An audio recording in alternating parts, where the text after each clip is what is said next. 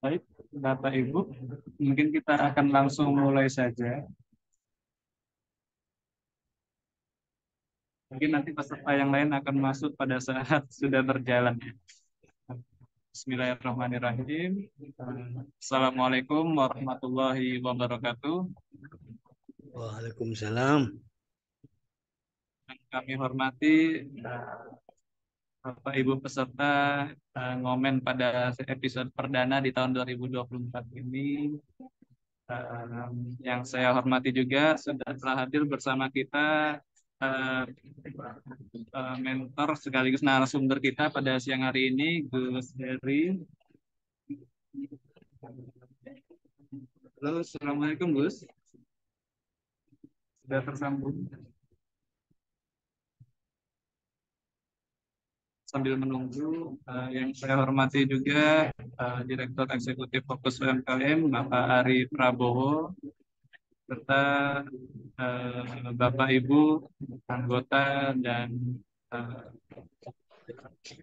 pendamping dari Fokus UMKM. Jadi pada siang hari ini lupa kita bersyukur kehadiran Allah Subhanahu wa taala yang telah memberikan kita kesempatan dan kesehatan sehingga dapat mengikuti episode perdana momen di tahun 2024 ini. Baik, tanpa memperpanjang waktu, mungkin kita akan mendengarkan kata sambutan dari Direktur Eksekutif Fokus UMKM, Bapak Ari Prabowo, sekaligus untuk memulai acara pada siang hari ini. Baik, Pak Ari, waktu dan tempat saya persilakan. Terima kasih Mas Bobi. Assalamualaikum warahmatullahi wabarakatuh. Salam sehat semua teman-teman. Tahun 2024 sudah berjalan 10 hari. Gimana suasana? Lihat di sini ada Aceh, Kadina, ada Irin Marani ini kalau nggak salah di Bali. Jadi ada Palu, ada Pak Nur Cahyadi di mana ya? Di Ketik, di Chat. Kemudian ada Mbak Tulis di Lampung, ada Babe di Ponorogo. Baik, eh, seperti pada tahun sebelumnya, Fokus UMKM punya kegiatan rutin yang namanya ngomel. Nah, ngobrol bareng mentor ini sebagai satu wacana, sebagai suatu sarana bagaimana teman-teman pendamping itu dapat terlibat langsung terhadap mentoring. Nah, biasanya para pendamping itu punya banyak eh, binaan atau banyak pelaku usaha yang dibina itu sudah terbiasa one on one ketemu langsung di rumahnya. Tapi belum banyak yang terbiasa kemudian menyampaikan sesuatu dengan banyak orang yang belum dikenal. Maka momen ini satu-satunya cara kami untuk memfasilitasi teman-teman untuk satu berani bicara di depan publik. Kemudian kedua menyampaikan sharing apa yang sudah pernah dilakukan, apa strategi yang dilakukan, apa yang menjadi hal-hal positif lainnya, ya, sehingga teman-teman lain pelaku usaha maupun pendamping itu mendapatkan ilmu baru. Nah, ilmu itu teman-teman bagian dari pengalaman. Teman-teman ada di lapangan, teman-teman bertemu banyak orang, yaitu ada di kelas atau di rumah-rumah produksi. Tentu saja itu pengalaman. Nah, kalau tidak diceritakan kepada orang lain, itu hanya jadi bagian dari pengalaman sendiri. Tentu saja momen ini salah satunya adalah bagaimana pengalaman berhadapan dengan si A, si B, atau berhadapan dengan perusahaan A, perusahaan B, sehingga seluruh pendamping fokus UMKM menjadi lebih mudah. Ya. Kemudian yang kedua, momen ini juga menghadirkan teman-teman partner jaring dari fokus UMKM yang dari luar wilayah maupun di Jawa Timur. Gunanya adalah memberikan insight tambahan supaya apa yang tidak pernah teman-teman lalui itu nanti akan dapatkan insight. Contoh di momen pertama ini ada materi tentang bagaimana entrepreneurship itu timbul dari lingkup pesantren. Ya. Nanti akan dibahas banyak banget oleh Gus Heri. Gus Heri ini salah satu dari penasehatnya Kaji Indonesia yang memberikan waktu pada siang hari ini. Terima kasih Bu Ferry untuk berbagi bagaimana sih entrepreneurship itu bisa tercipta dari lingkup pesantren. Nah, itu jadi bagian nanti pengalaman-pengalaman yang bisa dilakukan teman-teman di masing-masing wilayah ya. Karena tidak poinnya tidak hanya di tempat pesantrennya saja, tapi bagaimana menimbulkan entrepreneurship itu terhadap produk-produk yang mungkin saja nanti menjadi bahan diskusi. Ya. Sekali lagi, Fokus UMKM memberikan sarana ini gratis kepada teman-teman. Silakan nanti pada momen-momen berikutnya, silakan daftarkan diri. Saya mau dijadwalkan nih ngomen di tanggal sekian, silakan nanti Mas Bobi akan menjadwalkan, membuatkan poster, kemudian memberikan ruang kepada teman-teman untuk minimal belajar bicara, kemudian sharing pengalaman ya, karena semuanya tidak dilihat dari benar dan salah, tapi bagaimana pengalaman itu tercipta dan tersebar dengan kepositifan.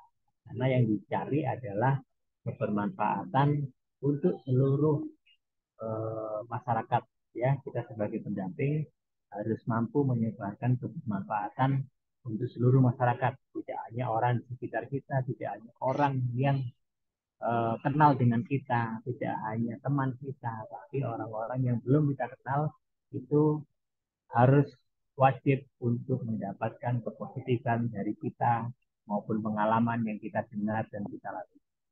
Oke, tetap semangat di 2024 dan ikuti terus momen berikutnya yang setiap minggu akan kita adakan. Dan sekali lagi, Gus Heri, terima kasih atas waktunya dan sharingnya.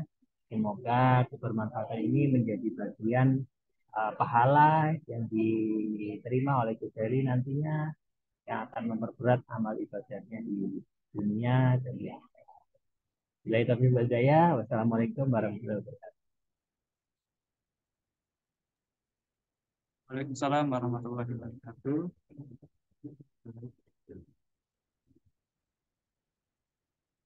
Terima kasih Pak Ari atas sambutannya pada siang hari ini. Kita lanjut mungkin langsung ke Gus Heri ya. Sudah Gus Heri apa sudah bersama kita? Halo Siap, Gus. siap. Tes, siap Mas. Nah, Ya, gimana tes. kabar Gus? Alhamdulillah sehat. Wah, mantap ini. Siang-siang jam-jam ngopi ini ya. Jam-jam ngopi ya Pak Ari. Eh, eh, Mas Bobi ini ya. Monggo. Ya. Baik, sebentar ya Gus ya, ini masih loading materinya. Oke. Lagi di apa di luar kota, Gus? Lagi di kantor di rumah. Kantor di pondok. Oh, alhamdulillah. Ya.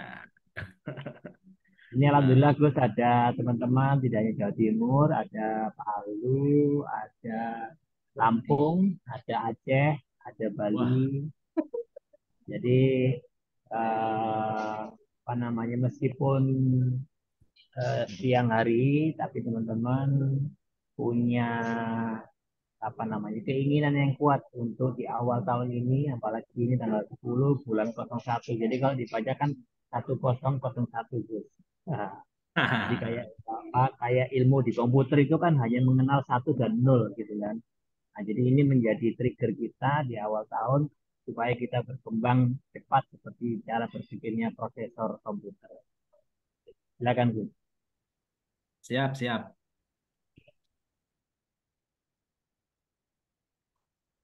Bentar. Oke. Sudah, Mas Bobi sudah bisa? Sebentar Gus.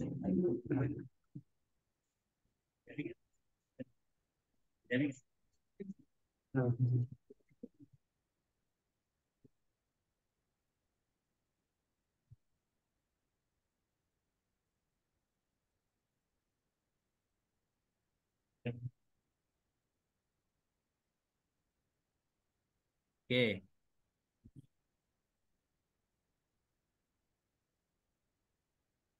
Loading ya, masih loading ya? Iya Gus.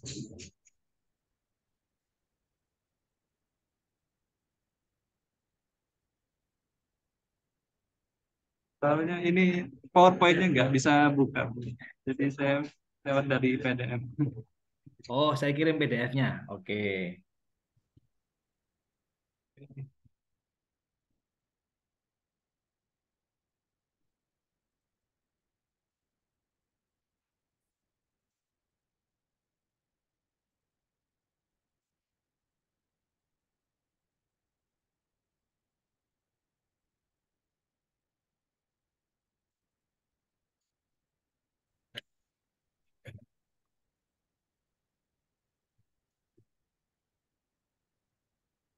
Sebentar, sebentar, sebentar. Apa Gus ini sepertinya sudah bisa Gus. Apa? Ini sepertinya sudah bisa. Oh, sudah bisa ya? Iya. Ini halaman pertama. Oke. Ini sudah pakai PowerPoint ya? Saya pindahkan ke PDF sih Gus. Oke, siap. Nah, saya simpan. Siap. Oke Gus, baik bisa kita mulai langsung. Ya. Baik, terima kasih. Saya mulai ya. Kita sharing. Saya dikasih waktu berapa lama, Mas Bobi? Kurang lebih 30 menit Gus. Wah, siap. Bisa Oke. lanjut. Assalamualaikum warahmatullahi wabarakatuh. Waalaikumsalam. Ya, yang saya hormati Bapak Ari Prabowo selaku Direktur Eksekutif Fokus. Jadi ini beliau ya Direktur Fokus UMKM, ya Presiden Kaji, ya santri, ya macam-macam lah. Jadi saya senang sekali, saya sudah lama bersahabat dengan beliau ini luar biasa. Saya diberikan kesempatan ini. Mas Bobi yang juga sudah lama nggak ketemu, ya tetap fresh gitu kan. Oke, Bapak Ibu yang hadir secara virtual yang juga sangat saya hormati. Pertama, eh, di waktu yang sangat singkat ya, 30 menit ke depan ini, saya mungkin akan sharing kepada Bapak dan Ibu semua. Bisa dibantu slide-nya, Mas, diturunkan ke topiknya. Oke, saya diberi sama Pak Ari untuk sharing tentang santripreneur ya. Jadi tentang santripreneur. Nah, saya juga sempat kaget juga ini kita sharing ya, santai Bapak Ibu ya. Jadi saya juga sempat kaget ini fokus UMKM kok yang dibahas malah tentang santripreneur gitu. Tentang santripreneur. Tetapi nampaknya juga saya sangat tahu persis bahwa fokus UMKM ini kan membina, mendampingi, memberikan edukasi kepada seluruh UMKM di Indonesia. Dan memang UKM itu Bapak Ibu tidak hanya di sektor produksi makanan, minuman, dan kerajinan yang secara konvensional, tetapi juga ada di tengah-tengah masyarakat santri. Jadi ada di tengah-tengah masyarakat pesantren, masyarakat santri itu juga membuat usaha mikro, usaha kecil, usaha menengah. Nah, Mungkin itu Pak Ari dan kemudian almarhum Mas Ponco ya Pak Ari ya. Mas Mas Ponco. Mas Abdul Hidayat, Mas Mas Samsul Hadi. ya Mas Samsul Samsul kemudian ada lagi yang yang kemarin sempat habis meninggal itu siapa? Yang Iya, pernah Mas datang. Ponco, halal. Ya, Ya, dan itu juga sudah pernah datang di pesantren kami, Pak, dan kami juga sempat berdiskusi Pak Wisnu. Nah, dengan Pak Wisnu almarhum kita doakan beliau juga dengan Pak Samsul mudah-mudahan dilapangkan kuburnya, diampuni seluruh dosa-dosanya dan mendapatkan amal jariah yang luar biasa di sisi Allah Subhanahu wa taala. Next, Pak, ke materi kita coba karena 30 menit. Nanti mungkin saya tidak 30 menit ya, tapi 15 menit nanti baru kita berdiskusi gitu ya terkait dengan santripreneur dan apa yang harus dilakukan oleh teman-teman di lapangan begitu ya. Next, Mas, ke bawah, Mas. Nah, bisa dikecilkan dikit, Pak, Mas.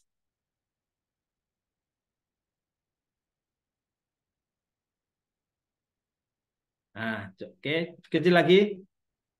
Oke, cukup. Nah, materinya adalah tentang entrepreneur membangun ekosistem ekonomi kreatif dalam ekosistem produk pesantren entrepreneur. Jadi saya sebut di sini pesantrennya adalah pesantren entrepreneur. Jadi nanti memang basic saya ini adalah pesantren, Pak, Bu. Jadi nanti saya akan coba untuk sampaikan bagaimana model bisnis yang dikembangkan oleh pesantren, santri, dan kiai gitu ya. Next, Pak. Ya, ini ngomen yang episode pertama ya Pak Arya di tahun 2024 ya. Oke. Jadi gini, Bapak Ibu, pesantren itu di Indonesia itu ada 3 tipe pesantren. Yang pertama adalah pesantren salaf, kemudian ada pesantren kholaf, lalu ada pesantren prener. Nah, pesantren salaf ini adalah sebuah pesantren yang fokusnya adalah tafaqquh fiddin, mengembangkan ilmu agama. Kemudian ya basisnya memang tradisional, namanya juga pesantren salaf gitu ya. Lalu ada pesantren itu namanya pesantren kholaf, pesantren modern. Jadi ngaji kitab-kitab klasik, tetapi juga ada pendidikan formal dan ada kegiatan-kegiatan keterampilan yang lain, namanya pesantren kholaf. Nah, sekarang ini kita munculkan namanya pesantren trainer. Jadi pesantren yang tidak hanya tafaqquh fiddin, tetapi juga tafaqquh fitijarah. Artinya apa? Pesantren itu mengajarkan kepada santri tentang agama Islam, ilmu fikih, ilmu hadis, semua tentang Islam diajarkan, tapi juga ada namanya tafaqquh fi tijarah, mengembangkan aspek ekonomi, aspek perdagangan, kewirausahaan dalam bahasanya teman-teman mentor ini mungkin disebut entrepreneurship. Nah, itu bahasa pesantren trainer itu adalah entrepreneurship itu. Nah, apa Pak yang membedakan dari 3 pesantren ini? Satu, dari pesantren salaf adalah tradisional, belum berorientasi kepada entrepreneur. Masih murni mengajarkan pendidikan Islam. Kemudian pesantren kholaf lebih meningkat lagi levelnya, itu mengembangkan madrasah formal, mengembangkan teknologi. Lalu di pesantren entrepreneur sudah mengembangkan industri. Jadi ada perbedaan yang sangat mendasar bahwa pesantren salaf, kholaf, dan pesantren trainer terletak pada bagaimana sebuah pesantren tidak hanya tafaqquh fiddin, tetapi juga tafaqquh fitijar. Nah, penekanannya di situ. Nah, dari 3 tipologi pesantren ini, saya akan bicara dari sisi pesantren prenernya, Pak. Next, Pak. Mas Bobby. Nah, ini pesantren kami Pak, namanya Pesantren Mukmin Mandiri. Ya, nanti saya akan lebih banyak. Sebenarnya saya tidak membuat materi secara khusus ya, tetapi saya hanya sharing saja bagaimana sebenarnya dunia usaha itu bisa dikembangkan di pesantren. Dan pertanyaannya, bagaimanakah cara membangun pesantrenpreneur dan santripreneur? Nah, ini yang nanti akan kita diskusikan bersama-sama. Utamanya yang paling penting adalah bagaimana ketika nanti Bapak Ibu itu masuk pada kanal pesantren, lalu memberikan pembinaan kepada teman-teman di pesantren, itu ada tekniknya. Jadi tidak semua pesantren bisa kita masukin. Ada pendekatan-pendekatan khusus yang harus kita lakukan karena tidak semua pesantren itu mau menerima perubahan. Jadi ada pesantren itu yang tidak mau menerima perubahan, adanya istilah planner itu tidak ada. Ada yang nggak mau. Jadi santrinya itu memang betul-betul konsentrasinya ya di kajian kitab-kitab klasik. Tapi kalau di modern sudah ada pendidikan formal. Nah, di entrepreneur kita akan bicara tentang industri, manufaktur, UMKM, kemudian perdagangan, keuangan, itu ada di dalam pesantren entrepreneur ini. Nah, pesantren ini yang kami sharingkan ini adalah pesantren Mukmin Mandiri ya. Jadi posisinya ada di Sidoarjo di Jawa Timur. Jadi kalau tadi ada yang dari Lampung, dari Aceh, saya senang sekali karena santri kami ini justru banyak dari Aceh, Pak. Ada yang dari Bukit Tinggi, kemudian ada yang dari mana itu? Padang, ada yang dari Cianjur, Jawa Barat, Kalimantan, Balikpapan. Ya, karena memang nampaknya yang punya minat entrepreneur itu justru malah dari luar Jawa begitu loh. Nah, oke, next. Mas Bobi, next materinya. Nah, stop. Ini potret pesantren kami, Pak. Jadi pesantren ini badannya adalah yayasan. Jadi kami punya yayasan namanya Yayasan Pesantren Mukmin Mandiri. Nah, pesantren ini mendirikan sebuah pondok pesantren. Jadi memang sebelum ada yayasan karena kita sudah membuat pondok pesantren. Begitu pondok pesantren sudah mulai proses pendidikan agama, pertanian sudah mulai dijalankan, lalu kemudian syarat mutlak untuk mendirikan pendidikan formal maupun informal adalah harus dengan yayasan. Nah, pesantren Mukmin Mandiri itu kalau dari yayasan ada dua konsentrasi. Yang pertama adalah pondok pesantren dan yang kedua adalah lembaga amil zakat. Nah, pondok pesantren pendidikan, lembaga amil zakat adalah lebih kepada kegiatan-kegiatan sosial kemasyarakatan kemanusiaan.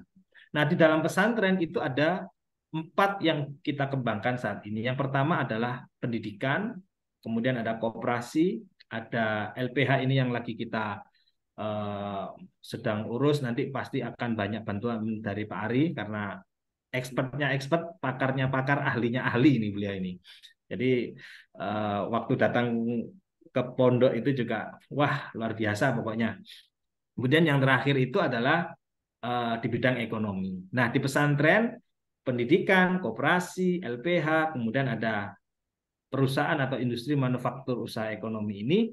Yang pertama dari sisi pendidikan kami mengembangkan madrasah diniyah awaliyah. Jadi memang ini menjadi salah satu ciri khas pesantren harus mengembangkan pendidikan madrasah.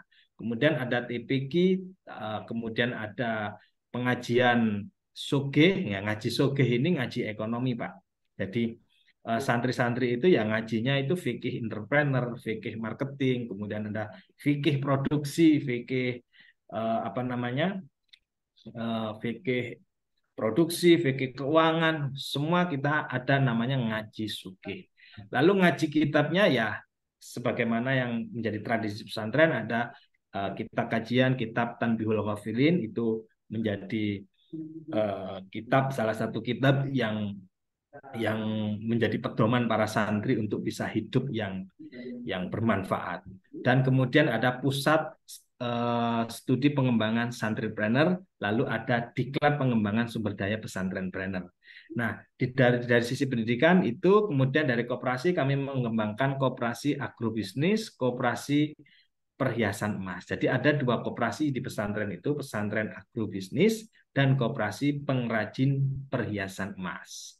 Lalu ada LPH. Nah, sekarang dari sisi usaha ekonomi pesantren, pertama kami ada PT Berkat Mukmin Mandiri. Jadi PT Berkat Mukmin Mandiri ini konsentrasinya di pesantren ini adalah mengekspor kopi dan olahan pertanian untuk dikirim ke pasar luar negeri. Lalu kemudian di PT Mukmin Mandiri Sejahtera Sentosa ini konsentrasinya lebih kepada tour and travel. Lalu kemudian untuk ada perusahaan air mineral, jadi setiap perusahaan ada PT Sinergi Persada Sukses. Kemudian ada CV Tirta Rahmat Mandiri, ini juga air, nama mereknya adalah Air Kiai. Kemudian ada CV Mutiara Dewi Jayanti, ini yang memproduksi kopi, kopi Raja, kopi Songo, kopi Greng gitu ya.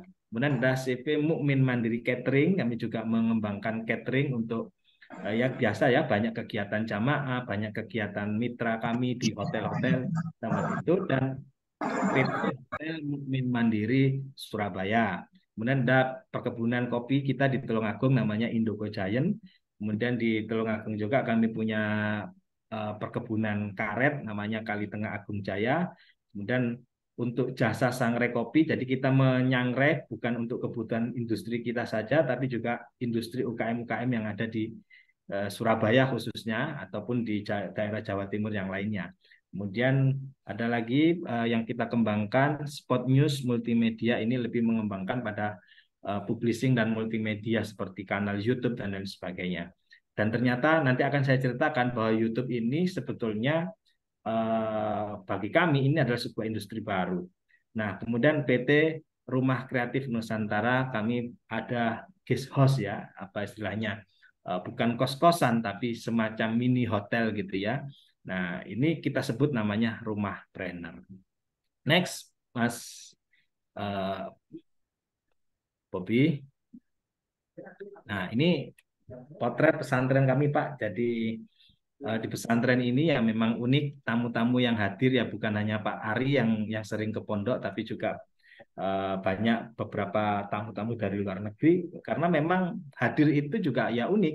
Saya kira juga mau ngaji gitu ya, ternyata adalah kegiatan perdagangan. Jadi ada dari Australia, itu dari Amerika, itu datang untuk menawarkan kerjasama kopi, kemudian kerjasama pendidikan, ekonomi, dan seterusnya.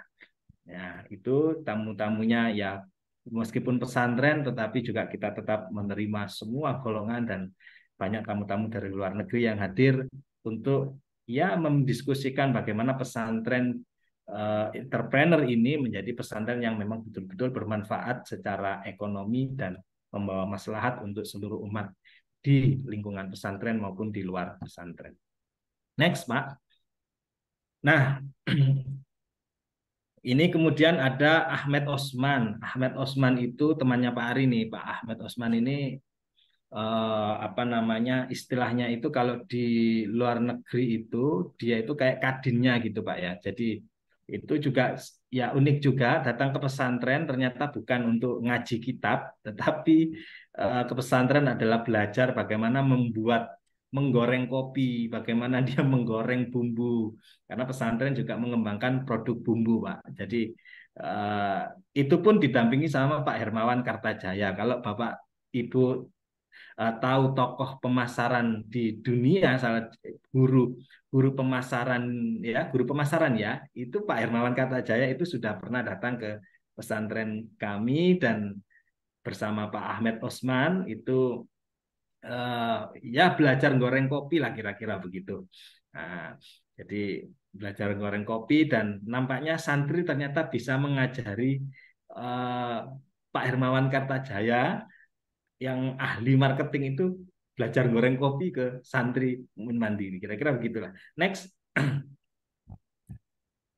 Mas Bobi, turun-turunkan. Nah, ini cita-cita kami, Pak. Jadi visi ya, karena visi dari pondok pesantren ini adalah menciptakan penghafal Quran yang bisa berdagang dan mencetak penghafal Al-Quran yang bisa berdagang yang tahfidzul Quran. Kira-kira begitu cita-cita besar daripada pesantren Mukmin Mandiri. Next. Nah, ini masuk pada poinnya, Pak. Ini pun juga nanti akan saya sampaikan dalam rangka untuk menyampaikan kepada Bapak Ibu bahwa ada beberapa pesantren yang memang aware dengan dunia entrepreneurship, tetapi juga ada yang tertutup, belum terbuka untuk mengembangkan entrepreneurship. Memang begini, untuk membangun pesantrenpreneur itu, atau yang disebut santripreneur atau pesantren entrepreneur itu, ada dua landasan yang sangat mendasar. Yang pertama adalah landasan spiritual. Lalu ada landasan profesional. Nah, landasan spiritual ini sumbernya adalah Al-Quran dan hadis, termasuk pikiran para ulama. Nabi Muhammad SAW itu bukan hanya sebagai seorang nabi, tetapi beliau adalah seorang pedagang, pengusaha, entrepreneur. Nah, itulah yang kemudian kita, para masyarakat santri, masyarakat pesantren melihat bahwa umat Islam itu haruslah kaya. Nah, kaya dalam pengertian ini adalah ghaniyun fil qalbi, jadi hatinya kaya. Kalau orang sudah hatinya kaya, ekonominya juga akan kaya. Nah, apa landasan spiritual yang dibangun dalam membangun pesantren entrepreneur? Perintah Al-Quran. Tidak ada perintah itu di dalam Al-Quran, tidak ada satupun perintah untuk meminta. Tetapi yang diperintahkan di dalam Al-Quran itu adalah selalu memberi. Dan itu sering kita baca berulang-ulang di dalam Al-Quran, aqimus shalah wa atuz zakat. Artinya, sholat dan zakat itu tidak bisa dipisahkan. Dan itu menjadi sebuah predikat wajib. Maka umat Islam termasuk santri harus selain sholat menjadi kewajiban kita sebagai umat Islam, punya kewajiban yang disebut dengan zakat. Bagaimana kita bisa meningkatkan jumlah zakat kita, sedekah kita? Maka kita harus bekerja. Dan salah satunya adalah dengan membangun sebuah perusahaan yang bisa menghasilkan pundi-pundi ekonomi. Lalu kemudian di dalam Al-Quran juga ada perintah supaya tidak meninggalkan keturunan yang lemah. Nah, makanya ada sebuah yang sering saya utarakan itu adalah al-mu'minul qawiyyu khairu ahabbu ilallahi minal mu'minid dhaif. Seorang mukmin yang kuat, ini hadis, akan dicintai oleh Allah daripada seorang mukmin yang lemah. Ini luar biasa. Artinya apa? Seorang yang memiliki kemampuan, memiliki kekayaan secara intelektualitas, kemampuan secara sosial, kemampuan dalam mengimplementasikan ilmu agama, dan kemampuan secara ekonomi, itu Allah lebih cinta daripada orang yang lemah. Ini luar biasa. Dan inilah menjadi salah satu landasan dasar kita bahwa pesantren harus berdikari, pesantren harus memberikan manfaat kepada umat dengan membangun sebuah korporasi, industri, manufaktur yang bisa menghidupi ekonomi pesantren, santri, dan masyarakat pesantren. Nah, tetapi landasan spiritual itu penting, tetapi harus diimbangi dengan landasan yang disebut dengan profesional. Apa Pak landasan profesional? Ada dua di dalam landasan profesional. Yang pertama adalah personal quality. Jadi omong kosong kalau kita tidak memiliki kemampuan secara personal. Jadi kualitas personal harus cukup. Nah, karena itulah saya yakin Bapak Ibu yang hadir secara virtual ini adalah sosok SDM Indonesia yang memang sudah terlatih dan memiliki kompetensi dan memiliki personal quality yang bagus karena sudah menjadi seorang mentor. Lalu selain personal quality, nah seorang mentor harus dibutuhkan namanya organizational ability. Harus bisa mampu menggerakkan organisasi, termasuk kita di dalam membangun pesantren entrepreneur, bagaimana leadership, entrepreneurship sebagai jiwa itu dimunculkan supaya bisa menggerakkan usaha-usaha yang dibangun tadi itu dengan baik. Nah, kalau dua hal ini kita jalankan, maka muncul yang namanya santri entrepreneur yang profesional dan intelektual yang saleh dan mandiri. Karena salah satu misi kita adalah bagaimana santri itu fasih dalam agama, tapi juga fasih secara ekonomi. Nah, itu pesantren planner. Next, ke bawah, Mas.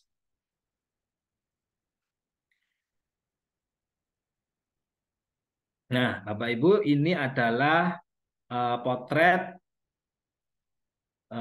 santri kami di pesantren. Ini kita bikin kopi namanya kopi plus doa, Bapak Ibu.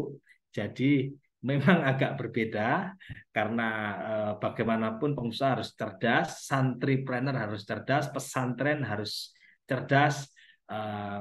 Santri bikin kopi, ya kopinya kopi doa. Maka tagline-nya adalah nikmatnya keberkahan kopi doa. Jadi yang kita tonjolkan adalah kopine arek santri, jos rasane mantep dongane. Ya, jadi kira-kira kalau diterjemahkan dalam bahasa bebas itu rasanya mantap jos, doanya kabul. Kira-kira begitulah. Jadi yang memproduksi ya juga dapat barokah doa tadi itu, yang membantu memasarkan juga dapat barokah doa itu, dan yang mengkonsumsi juga dapat barokah doa itu. Sehingga lingkungan orang-orang yang mengkonsumsi kopi ini menjadi orang-orang yang sehat. Kira-kira begitu. Nah, kalau pesantren planner Bapak Ibu, nanti pada saat menjumpai pesantren-pesantren di seluruh Indonesia, secara view, secara tampilan, pesantren akan berbeda. Mana pesantren yang orientasinya entrepreneurship dan mana pesantren yang tertutup dalam bidang entrepreneurship. Nah, cirinya adalah kalau di pesantren kami ini santri itu tidak hanya pegang kitab Bapak Ibu, tapi juga memegang produk. Jadi meskipun pakai sarung dan pakai peci gitu ya, tapi tetap apa namanya, busana yang dikenakan adalah busana yang menonjolkan produk daripada usaha pesantren itu. Dan yang dipegang bukan hanya kitab tadi, tapi yang dipegang adalah kopi, Pak. Jadi ini yang membedakan pesantren. Kalau sudah planner, maka dia apa namanya, orientasinya adalah entrepreneurship ya. Tetapi tetap landasan spiritual tadi yang sudah kita sampaikan itu menjadi pedoman bagi anak-anak santri di pondok pesantren kami. Next, Mas. Nah, ini produknya. Jadi kalau di Indonesia itu ada kopi 2 in 1, nah kita bikin namanya 3 in 1. Kopi, gula, plus doa. Nah, biasanya kopi, gula, plus susu. Nah, ini kalau kita 3 in 1 itu kopi, gula, susu, plus doa. Jadi ada 4 in 1 dan 3 in 1. Kalau 3 in 1 kopi, gula, plus doa. Kalau 4 in 1 kopi, gula, susu plus doa. Nah, ini kalau tambah creamer ya berarti ada apa 5 in 1 lah kira-kira begitu. Jadi kalau ditambahin lagi susunya ada susu murni gitu misalnya, berarti ada 6 in 1 lah kira-kira gitu ya. Jadi cerdas-cerdas kita sebagai seorang santripreneur untuk bisa melihat peluang bahwa ini kita munculkan bukan tidak ada maksud, ini rasional Bapak Ibu, bahwa di Jawa, ini khususnya di Jawa ya, saya tidak tahu kalau di Lampung atau di Aceh ya, Kalau di Jawa itu, Bu, Pak, itu masih membudaya bahwa sesuatu yang didoakan itu menjadi rebutan. Jadi ketika produk kopi itu didoakan, itu diyakini oleh mereka adalah sebuah keberkahan. Dan kita marketer yang hebat adalah menangkap bahwa ini adalah sebuah opportunity baru untuk kita membuat sebuah produk yang orientasinya adalah pada pasar. Jadi berorientasi pada permintaan pasar. Oh, banyak orang yang datang ke kiai, anaknya mau ujian misalnya, pensilnya, pulpennya dibawa ke kiai, kemudian didoain, disuruh hus-hus gitu, dibawa pulang, kemudian nilainya menjadi A+ gitu. Nah, kopi juga begitu. Ada yang mau ujian, beli kopi, didoain, lancar. Jadi, ini opportunity. Sehingga kita munculkan produk adalah plus doa. Ya, jadi begitu. Next, ke bawah, Mas. Ke bawah. Nah, ini tahun 2016, Pak Menteri Puspayoga meresmikan ekspor perdana kita. Jadi kami ekspor itu baru tahun 2016. Tahun 2014 di Malaysia, kemudian 2015 di Dubai, kemudian 2016 ini di Australia, tapi tepatnya di Melbourne ya. Jadi ekspor ke Malaysia tahun 2016 oleh Pak Menteri Puspayoga. Next. Jadi santri bisa ekspor, Pak. Gitu. Nah, kemudian sebelum COVID ini tahun 2019 ini meresmikan hotel pesantren di Jalan Perak Timur. Jadi kalau Pak Ari sama teman-teman fokus ini nanti, wah, bingung mau bikin acara di mana ya yang dekat di daerah Perak, wah langsung saja ke Hotel Mukmin Mandiri ya. Jadi nanti misalnya bikin workshop atau bikin sosialisasi kepada UKM di sekitar Jalan Perak, monggo silakan di Jalan Perak Timur nomor 404 Surabaya bisa di ditempatin lah untuk kegiatan fokus. Saya dulu sudah menawarkan silakan untuk cabang di Sidoarjo bisa merapat ke pesantren, nanti kita buatkan apa namanya kantor officialnya untuk di daerah Sidoarjo bisa pakai di pesantren, sehingga ketika mau mendampingi pesantren-pesantren yang berbasis wirausaha begitu, mungkin bisa sharing dengan anak-anak santri di pondok gitu. Jadi peresmian hotel dan sekaligus peresmian koperasi waktu itu diresmikan oleh Kiai Profesor Said Agil Sirot dan Pak Emil Dardak. Ya, Emil Dardak ini wakil gubernur di Jawa Timur. Profesor Kiai Said Agil Sirot ini ketua PBNU pada waktu itu. Next ke bawah. Nah, hotel berkembang, kemudian kafe. Hotel segmennya adalah segmen yang agak berkelas dikit lah ya. Jadi pesantren ini juga harus melihat, wah ini kalau kopi kopi itu kan tergantung tempat, Pak. Kalau kopi itu kita aduk biasa, kita jual di depan rumah, harganya 5.000. Tapi kalau kita jual di sebuah rest area misalnya menjadi 8.000.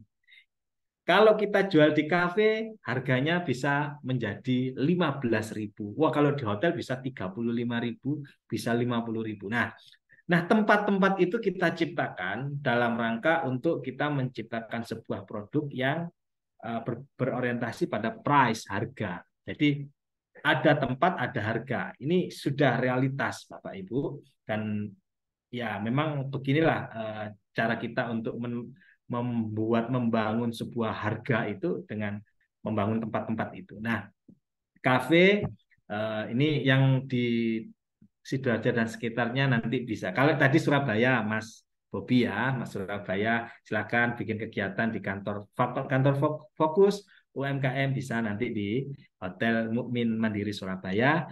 Kalau yang di Sidoarjo dan sekitarnya, silakan nanti datang ke Cafe Santri. Jadi ada kafe di Ruko Gria Permata, Gedangan N1 sampai nomor 16 Sidoarjo. Itu nanti bisa dipakai untuk meeting kegiatan fokus UMKM. Next.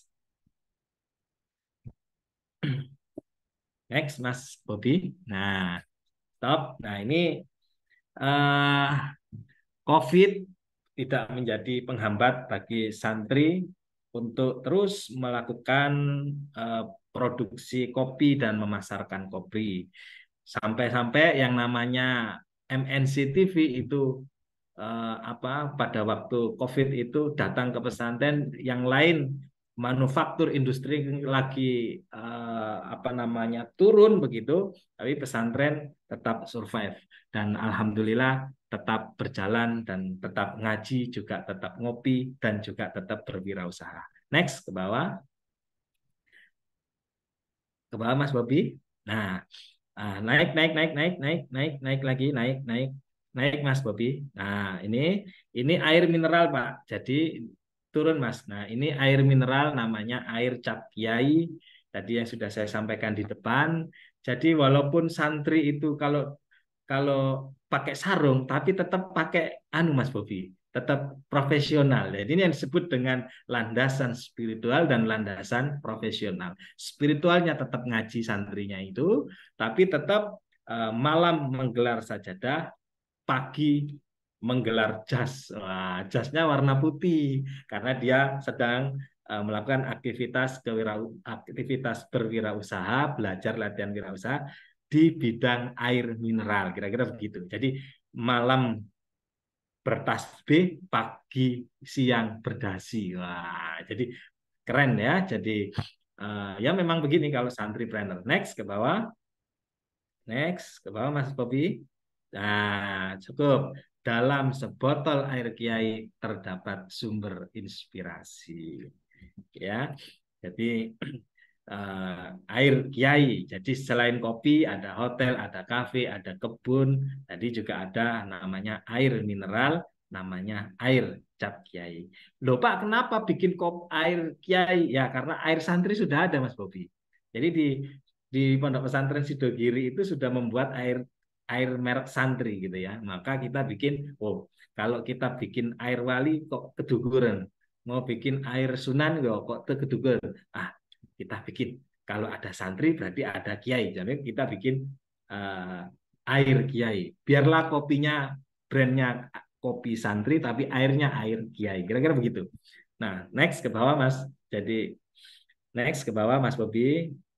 Nah, untuk meningkatkan skill dan kemampuan para santri di bidang entrepreneur, tidak hanya mereka terjun secara praktis dalam menjalankan usaha di pesantren, tetapi juga kita berikan ya transfer knowledge lah dari pihak-pihak yang punya ilmu gitu ya. Misalnya ada Muamalat Institute itu punya ilmu keuangan. Nah, santri bisa mengelola keuangan, tetapi tidak sehebat mereka yang punya ilmu keuangan. Sehingga kita kerjasama melakukan MOU antara Santripreneur Academy, Pondok Pesantren Mukmin Mandiri dengan Muamalat Institute dalam rangka untuk mengajari santri tentang ilmu keuangan dan akuntansi, kira-kira begitu. Jadi santri itu selalu update ilmu pengetahuan tentang dunia bisnis, Pak.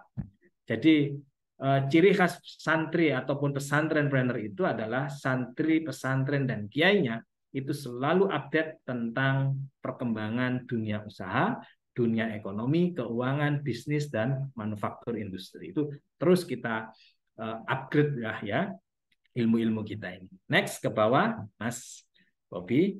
Termasuk juga dari fokus UMKM juga Pak Ari yang dipelopori oleh Pak Ari juga memberikan ilmu kepada kami, kepada saya, kepada teman-teman santri itu dan juga jamaah itu diajari juga tentang bagaimana membuat izin usaha. Nah, dulu kita bikin 1000 NIB bekerjasama antara fokus UMKM, Garda Transbumi dan Kaji Indonesia juga dengan pesantren Mukmin Mandiri kita bikin 1000 NIB gratis dan alhamdulillah ya kurang lebih 1000 lah bisa terbit NIB-nya. Tetapi meskipun banyak juga yang persyaratan-persyaratan sangat kurang dan nanti Bapak Ibu ketika terjun di lapangan di masyarakat pesantren beda Pak. Di pesantren ini mengandalkan spiritualnya kuat, kadang juga profesionalnya kurang gitu, sehingga harus dimaklumi. Sehingga nanti ada yang punya KTP tapi KTP-nya suaminya yang dibawa begitu.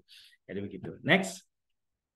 Nah, belum. Nah, ini proyek baru kita yang yang sedang akan ditangani oleh Bapak Ari ini. Jadi kita ini maju nggak bisa sendirian, kita bekerja nggak bisa sendirian, dan alhamdulillahnya ini ada eh, Bapak Ari Prabowo ini yang membantu luar biasa kepada pesantren. Ini salah satu di antara produk-produk yang dikembangkan di pesantren yang dijual oleh pesantren, ada kita bikin namanya garam singa laut. Jadi kita bikin merek itu yang unik, yang aneh-aneh.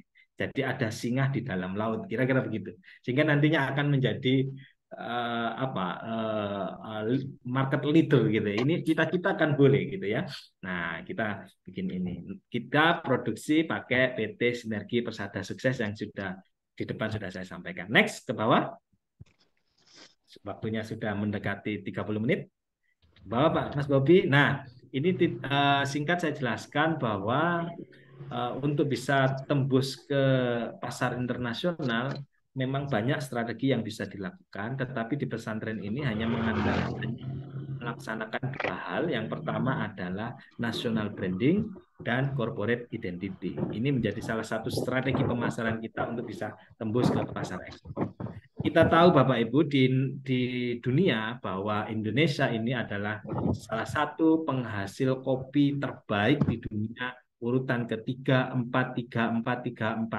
Jadi ibarat dinilai itu nggak sampai 5 gitu loh nilainya itu ya, nggak sampai nilai gitu angkanya, tapi 3, 4 dan itu menjadi positioning yang luar biasa ketika kita jual ke luar negeri. Nah, kalau kita masuk pada pasar internasional, pasar muslim, negara muslim misalnya di Malaysia, kita menggunakan pendekatan corporate identity. Jadi pesantren sebagai pusat syiar Islam, kemudian halal food, kemudian pemberdayaan ekonomi umat, itu kita tonjolkan sebagai media komunikasi kita kepada negara-negara Islam bahwa yang kita produksi ini adalah ada misi sosialnya, ada unsur charity-nya. Kira-kira begitu. Next, ke bawah. Mas Bobi, ke bawah Mas Bobi. Nah, ini kita akan diskusikan nanti. Next, ke bawah. Ke bawah Mas Bobi.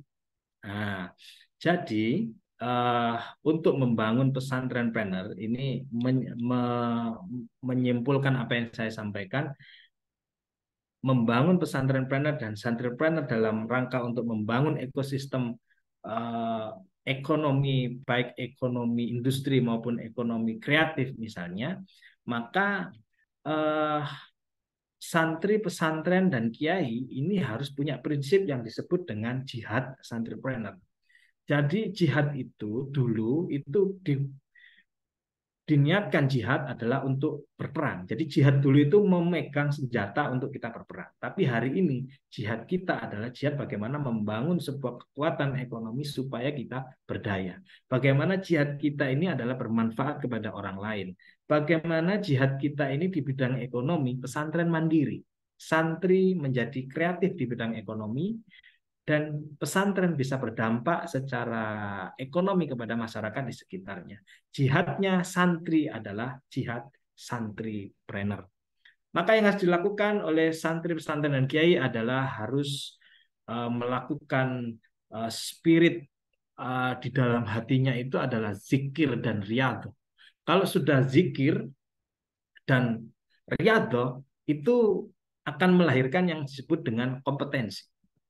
Kalau sudah kompetensi santri di bidang entrepreneurship itu ada, ekonomi ada, maka membangun personal quality. Jadi personalnya akan memiliki kualitas yang luar biasa. Kalau sudah memiliki personal quality, maka dia punya kemampuan secara dalam hal ini adalah memiliki keberanian, bisa menangkap peluang, opportunity, dan dia akan keluar dari zona yang hanya ngaji, tidur, kemudian ngopi, tidur lagi. Itu tidak ada di dalam rumusnya pesantren yang mengembangkan santripreneur. Kalau sudah memiliki personal quality, ya melangkahnya adalah untuk berubah.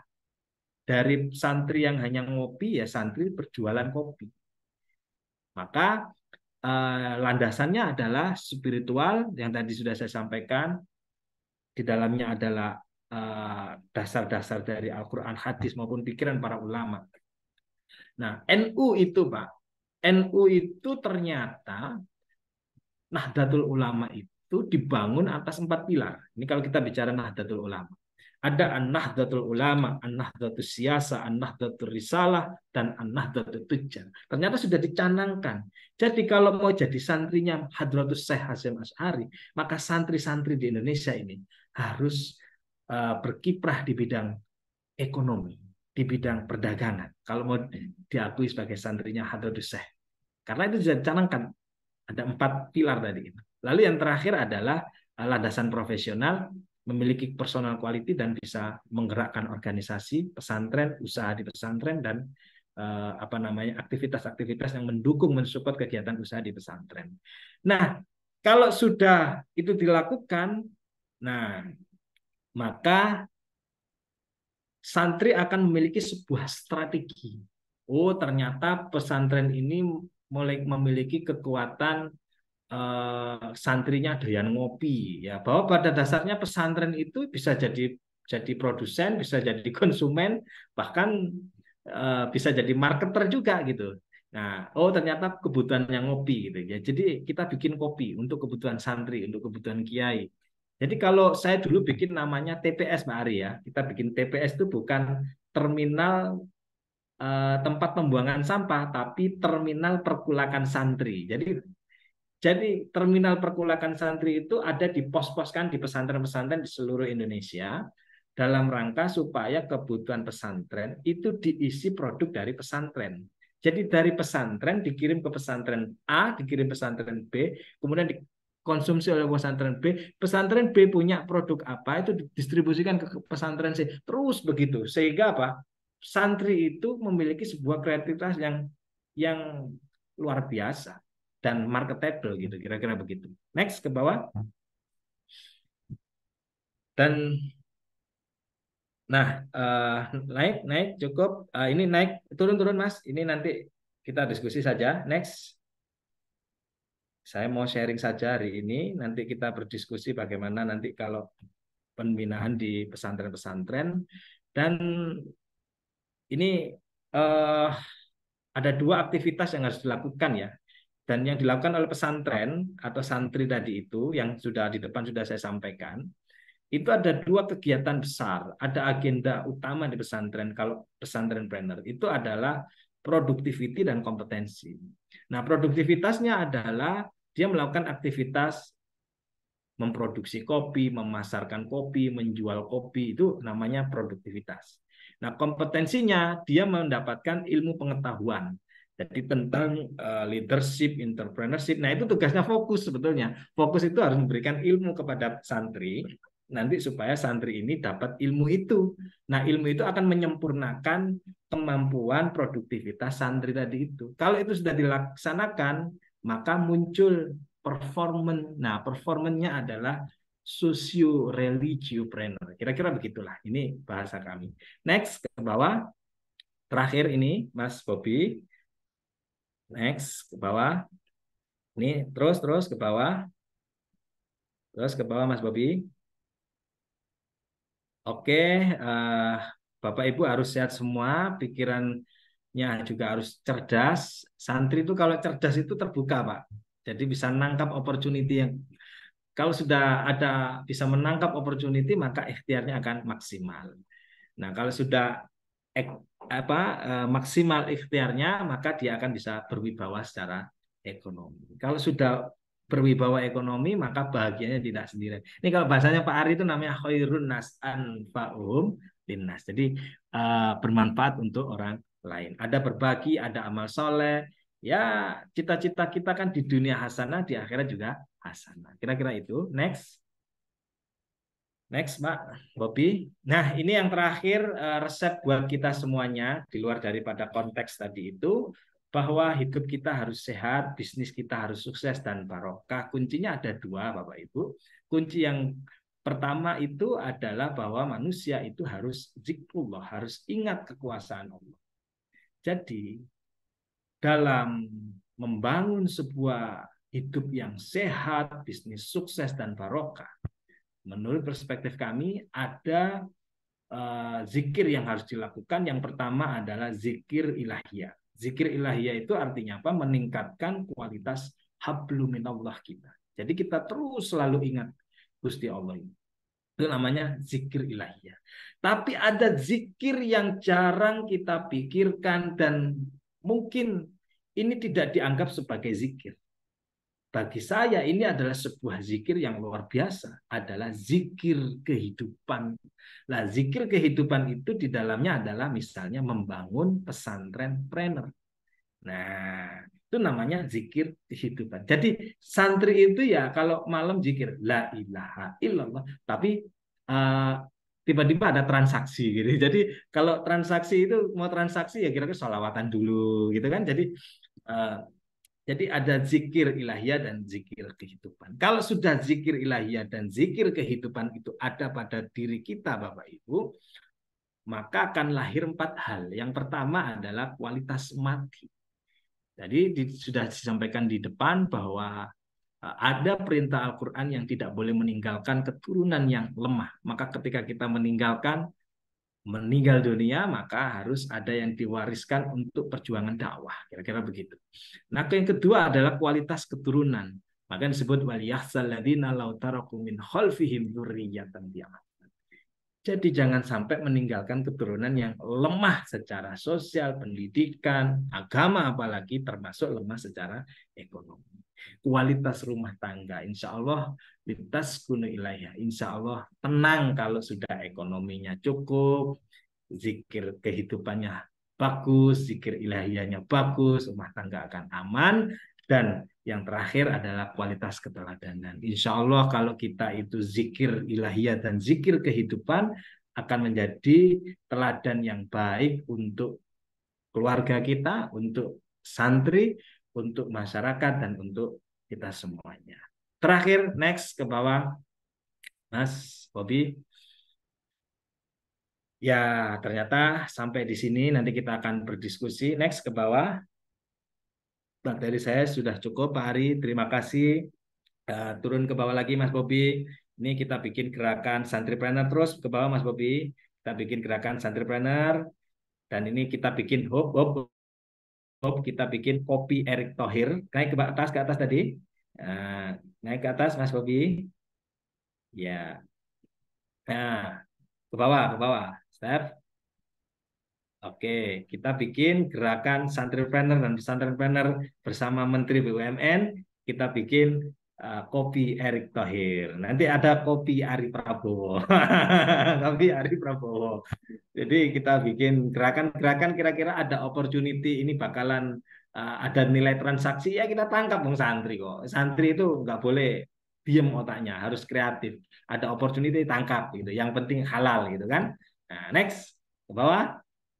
Nah, kita ke bawah kita bikin gerakan one majelis one market. Jadi setiap majelis kita bikin jamaahnya bukan jamaah ngaji biasa, tapi jamaah trainer. Di situ saya ngaji tentang ekonomi syariah dan itu menjadi market bagi para jamaah. Karena saya minta semua bawa produk dan ternyata mereka saling membeli, saling membelanjakan hartanya ke UKM-UKM yang lain gitu, jamaah-jamaah yang lainnya. Next ke bawah Mas Bobi.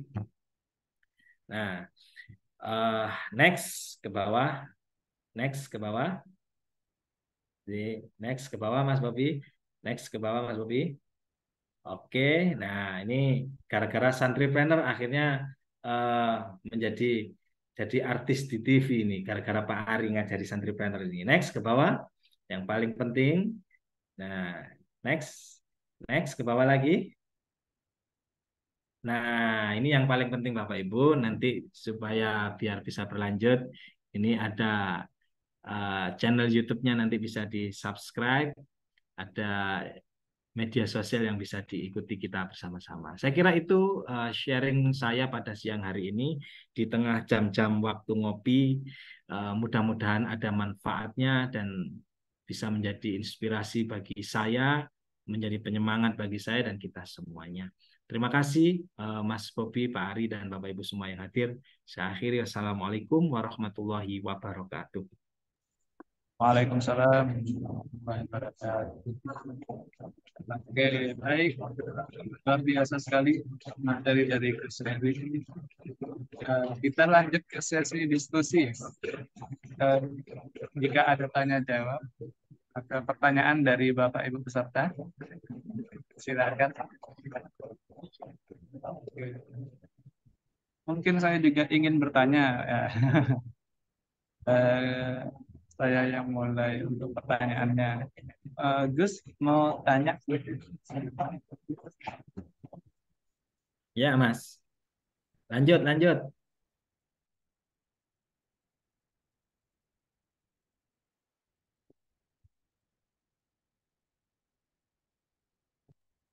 Oke, Silakan ingin Mas Bobi. bertanya.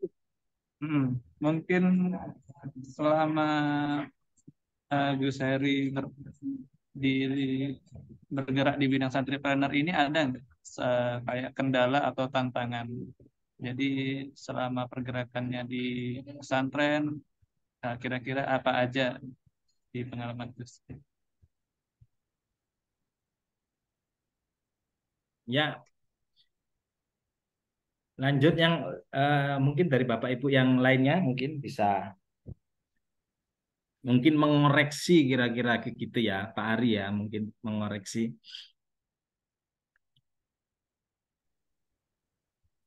Suara saya tadi kurang jelas ya Gus? Halo? Ya, monggo Mas Bobi, silakan. Iya. Ini gini Gus, tadi saya bertanya bagaimana mungkin ada nggak kendala atau tantangan selama Gus Heri bergerak di bidang santripreneur? Ya, bisa diterima Mas. Oke, Oke. ya. Tantangan, ya, oke. Lanjut. Mungkin sampai jam berapa kita Pak Ari? Mas Bobi. Mungkin ini 15 menit, Gus, gimana? Oke, Oke. siap, siap. Mungkin dari Lampung, dari Aceh ya, mungkin bisa mau sharing juga gitu ya, kita diskusi.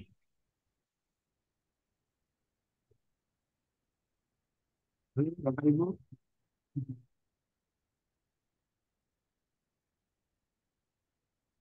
mungkin Babe, Pak Ian dari Tangerang Selatan ini ya. Ya, wah mantap nih dari Tangerang. Assalamualaikum warahmatullahi wabarakatuh. Waalaikumsalam warahmatullahi wabarakatuh. Wah, ada Pak Pak Ian. Ian luar biasa. Apa kabar Pak Ari? Alhamdulillah, Pak Ian. Alhamdulillah. Salam kenal ya Pak Ian. Ya, salam kenal juga Pak Ustadz. Aduh, luar biasa nih. Siang-siang waktu ngopi ya Pak. Monggo Pak. Saya memang pendamping UMKM, memang lama di Astra juga. Tapi mendengar penjelasan Pak Heri, menurut saya sih saya belajar banyak sih Pak Heri. Jadi nggak ada yang ditanya, malah saya banyak belajar itu gimana caranya menjadi murid Pak Heri, gimana caranya. Itu kayaknya udah ini dulu kan. Nah, tapi kalau pertanyaan dari sisi legal ya Pak Ustadz, itu PT-PT Tadia dan CV itu ada dibikin sistem holding nggak Pak Ustadz? Holding kemudian kenapa kadang-kadang pakai koperasi, kadang-kadang pakai CV. Mungkin itu kali pelajaran pertama yang saya Izin mau belajar. suaranya Pak Ian. Pak Ian, mohon izin suaranya kurang keras Pak Ian. Oke, jadi saya pengen belajar jadinya Pak Heri ya. Jadi bukannya ini nih. Sebagai pendamping kayaknya banyak belajar nih nanti sama Pak Heri, Ustadz Heri ya. Itu yang PT-PT tadi atau banyak PT tadi itu kan kadang-kadang PT, kadang-kadang CV, kadang-kadang koperasi ya Pak Heri. Maksudnya itu ada alasannya nggak dan itu dibikin holding atau enggak dan kenapa nggak Oh. pakai sistem unit bisnis aja gitu Pak Sateri. Bahkan ini kecenderungannya nambah lagi nih nanti ya. Garam aja tuh nanti PT baru ya Pak Ustadz. Luar biasa nih. Mau nyontek nih. Monggo silakan Pak Ustadz Heri. Terima kasih Pak Yan. Terima kasih. Terima kasih Pak Yan. Ya, Mas Bobi, lanjut yang dari daerah Mas Bobi. Baik, yang dari daerah apa ada Pak Widodo, Mbak Tulis, Bu Mimi, Bu Dani, atau Pak Nanang? Silakan. Wira, Pak Izin Widodo, Pak bertanya Pak. Monggo Pak silakan. Widodo. Iya Pak, perkenalkan nama saya Widodo Pak dari Depok nih Pak. Bener tadi saya benar-benar takjub ya. Ini kalau semua pesantren modelnya kayak Bapak nih, waduh, Indonesia tuh berjaya nih Pak. Amin. Bener Pak, serius. Saya beberapa kali jalan-jalan keluar, jalan-jalan ya nggak jauh-jauh lah. Cuman memang sebetulnya metode seperti ini banyak dipakai oleh kapitalis Barat, Pak. Cuman dengan penamaan yang mereka gitu loh. Nah, ini yang membuat kita ini nggak cuman Indonesia ya, mungkin Asia pada umumnya dijajah gitu loh, Pak. Nah, cuman kalau tadi konsepnya Pak Ustadz ini bisa semua, makanya saya bilang semua pesantren dengan notabene member yang banyak ini bergerak, Pak. Luar biasa, Pak. Nah, cuman yang satu yang tadi saya agak gelitik ini, saya memikirkan regenerasi regenerasi dari beberapa perusahaan-perusahaan tadi, Pak. Benar tadi Pak ini bilang ya, ini apa holding apa seperti apa. Nah, mungkin PR selanjutnya mungkin Pak ya untuk memikirkan ke arah sananya. Jadi untuk regenerasi, terutama yang tadi bener-bener santri yang pegang. Jadi moralnya tuh nggak bobrok Pak. Pimpinan-pimpinan yang moral nggak bobrok. Itu aja sih Pak. Makasih banyak Pak pencerahannya. Wah, terima kasih Pak Widodo. Terima kasih Pak Widodo. Ya, Mas Bobi dari daerah lain Mas Bobi kita. Dari Silakan. Depok sudah, dari Pak Ian, tadi dari Tangsel. Jaksel ya. Ya, Tangsel. Ya. Jaksel. Izin. Tangsel, dari Tangsel. Tangsel. Oke, Pak Nanang. Assalamualaikum warahmatullahi wabarakatuh. Waalaikumsalam warahmatullahi wabarakatuh. Sama seperti dari teman-teman yang lainnya. Nah, kalau kita melihat, karena saya juga sempat kemarin itu mengisi di Kabupaten Pasuruan, Pak. Pasuruan. Suruhan, LPCNU. Bapak dari mana, Pak? Saya dari Malang, Pak. Oh, Malang. Oke, tonggo ini berarti ya. Iya, makanya saya sungkan kalau sama Pak Ari. Tonggo Dewi orang tahu ketemu. Iya. Ini harus diajak ngopi Pak Ari. Siap. Nanang ini. Bisa agendakan ini, Pak. Dari beberapa teman-teman yang memang notabene-nya adalah pesantren ya, Pak. Tapi kalau kita melihat memang perkembangan yang terlihat saat ini adalah ini ya, Pak. Swalayan ya, Pak. Swalayan yang notabene dari. Nah, saya terbuka ketika Pak Heri ini ternyata banyak juga usaha yang dijalankan gitu. Dan itu perlu adanya konsistensi. Kesengseng rengseng. Konsistensi yang mana memang tidak semua ketika mengalami hal yang apa ya istilahnya tidak jalan dan lain sebagainya itu menyebabkan mereka akan menjadi down gitu. Kadang seperti itu gitu Pak, saya yang melihat. Nah, begitu juga dengan saya Pak, begitu juga dengan saya sebagai pendamping ya, sebagai pendamping UMKM ini kadang-kadang ketika kita bertemu dengan pelaku UMKM yang ikut down, kita support tetap down aja gitu kan, jadi aduh kok repot ya jadinya gitu. Tapi dari sisi saya melihat dari apa yang dijalankan oleh Pak Heri sendiri, saya banyak, oh harus konsistensi ya, harus harus tetap jalan, apapun yang terjadi harus tetap jalan, sehingga itu akan memberikan tidak hanya di lingkup kita sendiri, tapi di lingkungan tempat kita melaksanakan usaha itu juga akan memberikan dampak. Dan memang kalau kita melihat dari posisi Jawa Timur ini kan pusatnya banyaknya pesantren gitu ya. Banyaknya pesantren yang notabene-nya memang eh, tidak mengembang, belum menurut saya belum mengembangkan mengenai entrepreneurnya gitu. Dan lebih masih berusaha untuk memang notabene-nya mereka adalah keilmuannya. Tetapi ketika tadi disampaikan oleh Pak Ian atau Pak Widodo juga, ketika dari pesantren itu sendiri akan berkembang luar biasa nantinya pastinya, cukup luar biasa, sehingga eh, di sisi tadi kalau Pak Widodo menyebutkan human SDM-nya itu sudah tidak bisa, sudah bagus lah gitu kan, mungkin dari sisi produk dan lain sebagainya yang lebih dikembangkan lagi. Eh, Mungkin itu gambaran secara umum dari pandangan saya sih Pak. Jadi eh, saya sangat luar biasa dengan gurunda-gurunda yang ada di sini gitu ya. Memberikan saya apa ya, support positif kepada diri saya untuk ya harus harus ikut bergabung gitu untuk mengembangkan UMKM-nya. Mungkin seperti itu sih Pak. Itu Mas Bobi. Alhamdulillah Pak. Jadi motivasi. Oke Gus, silakan langsung Baik, dijawab. ya langsung ya. Terima kasih. Saya senang sekali pertanyaan Mas Bobi nanti terakhir-terakhir saya jawab. Saya langsung pada akhirnya akan apa namanya saling berkaitan ya. Pertama saya ingin merespon dari sahabat kita ini yang dari Pak Ian ini dari Tangsel ya. Ini ada keterkaitan juga dengan Pak Widodo yang ada di Depok. Jadi kalau panjenengan belajar ke saya, tapi saya ini belajarnya ke Pak Ari, Pak.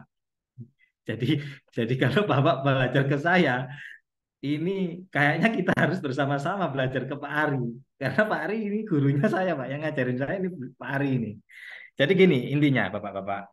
Ini nggak ada ibu-ibu ya, jadi Bapak-Bapak ya.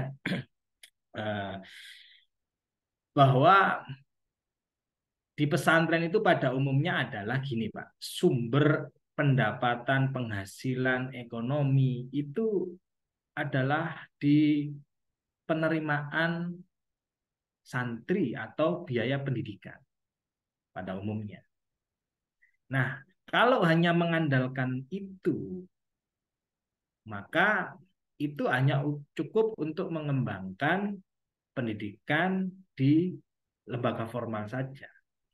Padahal pesantren ini memiliki fungsi yang sangat kompleks, Pak, tugasnya itu. Memberikan pendidikan, pembinaan, pencerahan kepada umat. Nanti kalau umatnya salah, kiainya yang disalahkan, gitu kan? Termasuk memiliki fungsi dan tugas adalah menjadi pusat perekonomian masyarakat pesantren di sekitarnya. Nah, saya setuju bahwa pesantren di Indonesia ini kalau semuanya memiliki konsep pesantrenpreneur dan santripreneur, wah Indonesia akan kaya raya. Itu tidak perlu kita kemudian mengimpor apa namanya beras, gula. Wah gula kita ini kalau di daerah Jawa Timur itu luar biasa luas lahannya. Ya karena mungkin belum disentuh santri itu mungkin ya. Jadi belum optimal itu ya. Jadi memang benar Pak bahwa di pesantren ini kita membuat model holding company Pak. Jadi holdingnya itu adalah di pesantren itu. Jadi holding pesantren harus menjadi holding. Kemudian yang melahirkan BUMP, BUMP, BUMP ya. Kalau negara BUMN ini BUMP, Badan Usaha Milik Pesantren. Jadi Kita melahirkan PTA, PTB, perusahaan C, perusahaan D, dan itu konsentrasi fokus dengan bidangnya masing-masing. Jadi kalau yang di bidang hotel jangan ikut mengembangkan, jangan dagangan yang lain, jangan bisnis yang lain, harus fokus mengembangkan layanan hotel, layanan restoran dan seterusnya. Kalau yang di perkebunan, maka di perkebunan beda nama PT-nya kan ada perkebunan karet kita menggunakan perusahaan yang lain.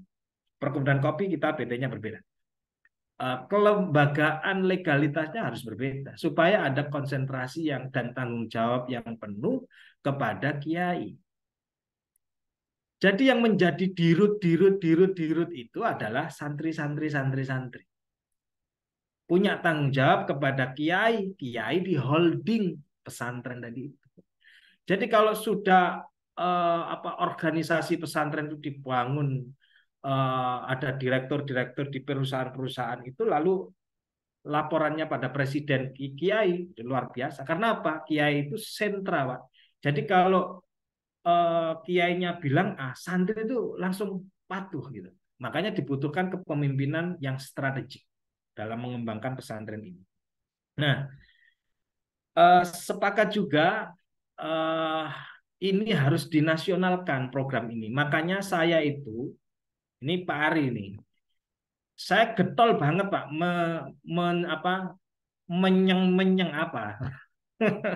mengkampanyekan. Nah, bukan mengaminkan Indonesia, tapi mengkampanyekan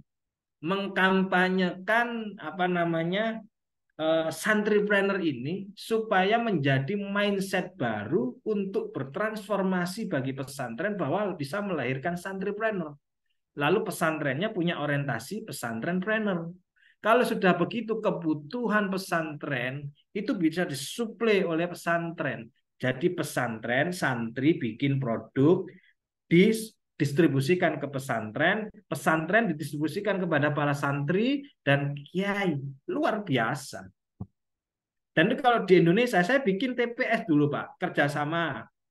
Karena kalau nggak begitu, nanti perusahaan-perusahaan besar itu yang masuk di pesantren, nanti nggak ada santri di sana. Makanya kita bikin TPS, namanya saja sudah TPS Pak, Terminal Perkulakan Santri. Wah, jadi bukan tempat pemungutan suara, bukan, atau tempat pembuangan sampah, bukan, tapi Terminal Perkulakan Santri. Jadi bahasa perkulakan ini harus dimunculkan karena ciri seorang pengusaha pedagang itu ya kulak, gitu. Kulak itu bahasa Jawa, kulaan gitu. Itu apa? Belanja. Bukan belanja untuk konsumtif, tapi belanja untuk diperdagangkan kembali. Itu namanya kulakan. Nah, pendidikan kita itu yang menurut saya itu pendidikan UKM, pendidikan entrepreneur harus ditanamkan sejak kecil. Kita ini kadang-kadang itu terlena dengan pertanyaan. Ini saya yakin sepakat nih semua. Ibu titik-titik ke pasar, pasti tengah-tengahnya apa, Pak? Untuk belanja. Ibu ke pasar, titik-titik sayur, itu bukan berdagang, itu belanja. Jadi kita ini diajari konsumtif sejak kecil. Coba kalau sejak kecil anak-anak kita diajari, ayah ke pasar, titik-titik sayur. Lalu guru mengatakan, titik-titiknya itu adalah berjualan. Wah, itu keren itu. Itu yang bisa membangun mindset sejak kecil bahwa kita harus menjadi seorang pedagang. Nah, santri itu unik Pak, punya karakter yang luar biasa. Jadi dia itu nggak punya rasa malu. Bapak kalau lihat di slide yang saya tampilkan tadi, luar biasa. Pegang kopi pakai sarung. Ini idealnya kan pegang kopi, pakai sarung ya pegang kitab. Ini yang dipegang produk Pak, dagangan. Itu keren di situ. Nah, terus kemudian terkait dengan holding pesantren. Pesantren harus menjadi holding dan kemudian perusahaan-perusahaan itu lahir daripada pesantren. Jadi ini yang kita ciptakan di pesantren ini supaya bahwa betul-betul setiap perusahaan murni 100% yang menjalankan adalah santri. Mulai dari yang membuat, memproduksi, kemudian yang mengemasi produk-produk itu, menjual, mendistribusikan semuanya santri. Sehingga santri-santri itu bagi mereka santri dari pesantren yang lain itu bisa berpartisipasi di tempat kami dan semuanya adalah santri gitu. Nah, lalu kemudian soal konsistensi tadi nyambung Pak Nanang itu harus konsisten Pak, nggak boleh kita bikin PT satu perusahaan misalnya, perusahaan fokus misalnya, fokus UMKM, tapi kita yang dijual kopi, air, itu nggak fokus namanya. Jadi harus terspesialisasi. Jadi makanya kopi ya perusahaannya harus berbeda dengan air mineral. Air mineral berbeda dengan kafe. Kafe pun itu kan terintegrasi dengan perusahaan kopi sebetulnya Pak, masih terkait itu. Tapi kita kelembagaannya, legalitasnya harus berbeda. Kafe berarti kita siapkan badan sendiri, hilirisasi istilahnya. Jadi apa? Ini harus berbeda dengan kelembagaannya harus berbeda dengan induk yang memproduksi itu. Jadi supaya ada konsentrasi di situ. Sehingga laporannya jelas. Yang perusahaan khusus untuk sangrai tadi itu, yang untuk sangrai jelas laporannya adalah terkait dengan sangrai. Yang kafe laporannya terkait dengan kafe. Yang air mineral laporannya khusus air mineral. Yang karet laporannya karet. Jadi harus berbeda-beda dan itu harus diciptakan itu. Itu kalau seluruh pondok pesantren di Indonesia begitu Pak. Nanti bikin PT seragam sekolah santri. Wah, itu keren tuh. PTA produksi topi. PTB produksi peci.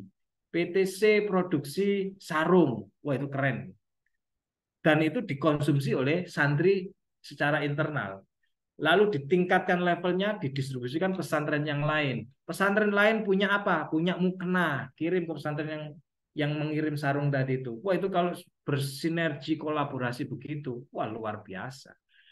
Jadi mewujudkan mimpinya Pak Erick Thohir, membangun ekosistem ekonomi syariah itu bisa terwujud. Selama ini kan enggak, masa pesantren belinya di toko kelontong atau di bukan, kalau kelontong nggak ada masalah, yang jual mesti paling si santri. Tapi kalau di belanjanya ke supermarket yang besar itu kan konsumtif kita. Kenapa nggak bisa bikin sendiri saja? Wong kebutuhan santri sabun itu bisa kok sekarang dari kulit kopi itu, ya Pak ya.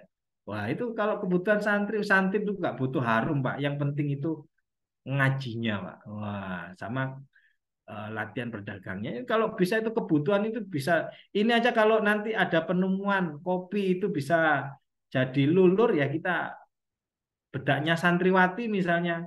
Itu kan ada ampas-ampas kopi banyak itu. Itu diteliti jadi bedaknya santriwati, wah ya keren itu. Kebutuhan santriwati terpenuhi, ya kan? Kira-kira begitulah. Jadi holdingnya adalah pesantren, lalu melahirkan perusahaan-perusahaan yang mendukung, mensupport ekonomi pesantren sehingga dakwah pesantren ditupang 100% dari usaha pesantren. Lalu berkontribusi kepada pengembangan skill pendidikan santri. Otomatis Pak, ekosistem kewirausahaan di dalam pesantren terbangun. Kenapa? Karena lingkungannya adalah lingkungan wirausaha. Jamaahnya juga lingkungan wirausaha. Kalau itu dijalankan, wow. Apalagi pesantren pedesaan, Pak, yang identik dengan pertanian. Itu kalau sudah ada sentuhan santri dan kiai, luar biasa itu. Jadi PTA khusus untuk tomat, PTB khusus untuk lombok kecil-kecil, lombok keriting, PTD khusus lombok yang besar-besar. Wah, itu luar biasa. Dan itu di Jawa Barat ada itu, namanya pondok pesantren. Dia konsentrasi di pertanian, namanya Pondok Pesantren Al-Ittifaq di Ciwidey di Bandung, Jawa Barat. Nah, saya pernah bertemu dengan beliau, almarhumlah Kiai Fuad yang Kiai Fuad itu di Ternate waktu itu tahun 2014 kita sama-sama diundang Bank Indonesia di Balikpapan di Maluku Utara. di Maluku Utara itu dengan beliau itu, beliau luar biasa memaparkan konsep pertanian terpadunya di mana di pesantrennya itu. Nah, beliau bicara soal pertaniannya, saya bicara soal agronya. Dan ini membangun sinergitas. Cuman di sana tidak mengembangkan pertanian kebun kopi gitu.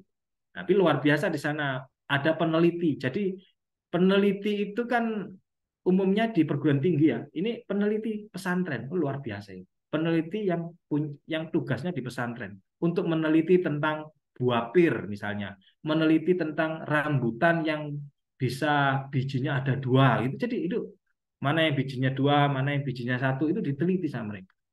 Nah, kita Indonesia ini kurang peneliti-peneliti yang betul-betul handal di bidang yang mensupport hilirisasi misalnya. Misalnya kopi, petani kopi di Jawa Timur ini, di Dampit, di Malang, tempatnya Pak Nanang ini, di Dampit itu, Pak Nanang. Itu dulu petani Vietnam ya, itu belajarnya di Dampit, Pak. Petani Vietnam, petani Brazil, ya itu belajarnya di Dampit dulu.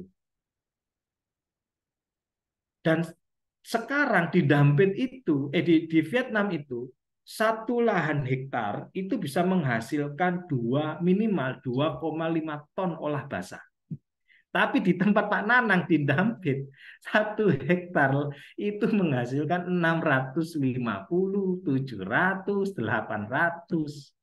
Padahal dulu belajarnya orang Vietnam di Dampit. Apa yang salah? Yang salah semuanya. Kenapa pemerintah daerah tidak kemudian mendongkrak dari sisi itu? Misalnya adalah peneliti yang meneliti kalau misalnya 1 tahun itu panen sekali, bisa nggak ini diformulasi menjadi 1 tahun panen 3 kali, misalnya begitu, sehingga menutupi kekurangan yang tadinya hanya 650 kemudian menjadi 1.200, kan lumayan itu dalam 1 tahun misalnya. Nah, kita ini kekurangan ahli-ahli yang mensupport hilirisasi kita, khususnya hilirisasi pertanian. Bisa nggak meneliti, menghasilkan, memformulasi misalnya. Kalau tanaman kopi Arabica itu kan memiliki ketinggian minimal itu 800, Pak. Kalau Robusta 600-700 sudah mdpl sudah bisa lah tumbuh. Bisa nggak memformulasi misalnya di ketinggian 700 begitu.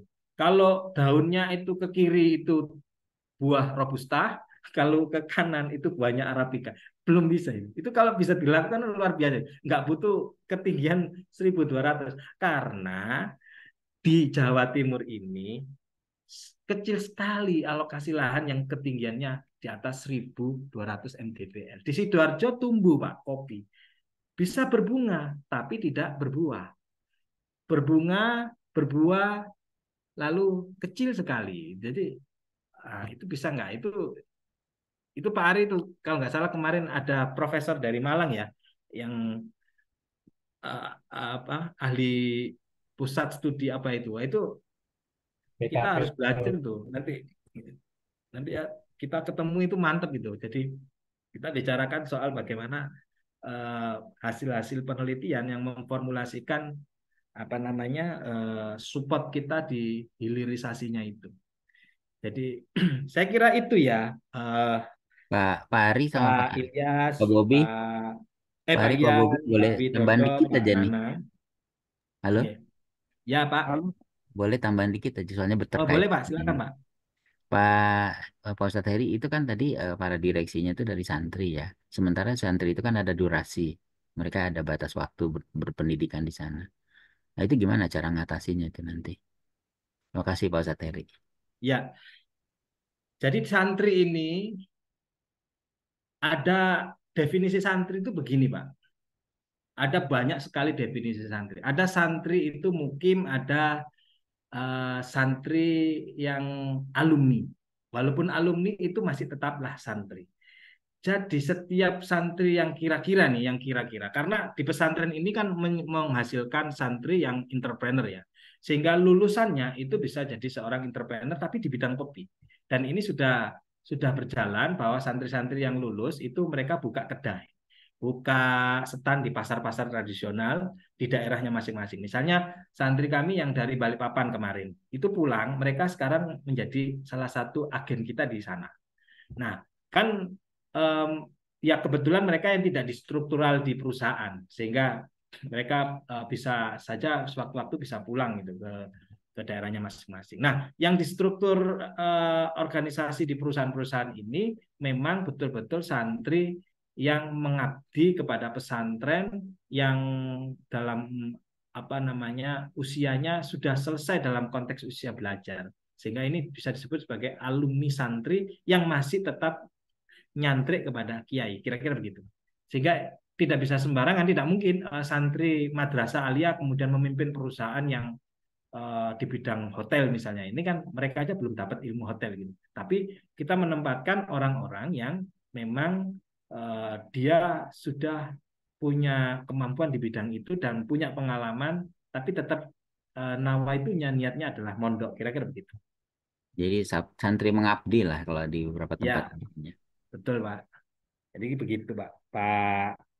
Pak Ian, Pak Widodo, Pak Nanang. Nah yang terakhir Mas Bobi ini terkait dengan tantangan. Eh, kita nggak usah pakai bahasa hambatan ya, tapi kita adalah bahasa tantangan. Tantangan ke depan ini bahwa santri-santri kita ini tadi itu bahwa santri juga mereka ada masa studi begitu kan, sehingga ya kaderisasi itu menjadi tantangan kita dalam mempersiapkan apa namanya proses suksesi ya, tetapi suksesinya suksesi untuk pesantren, untuk perusahaan-perusahaan pesantren. Beda kalau suksesi sekarang ini kan suksesi nasional ya, suksesi dari Pak Jokowi kepada siapa ini nanti gitu. Nah, yang jelas ini kita semua sepakat tidak boleh berkampanye ya.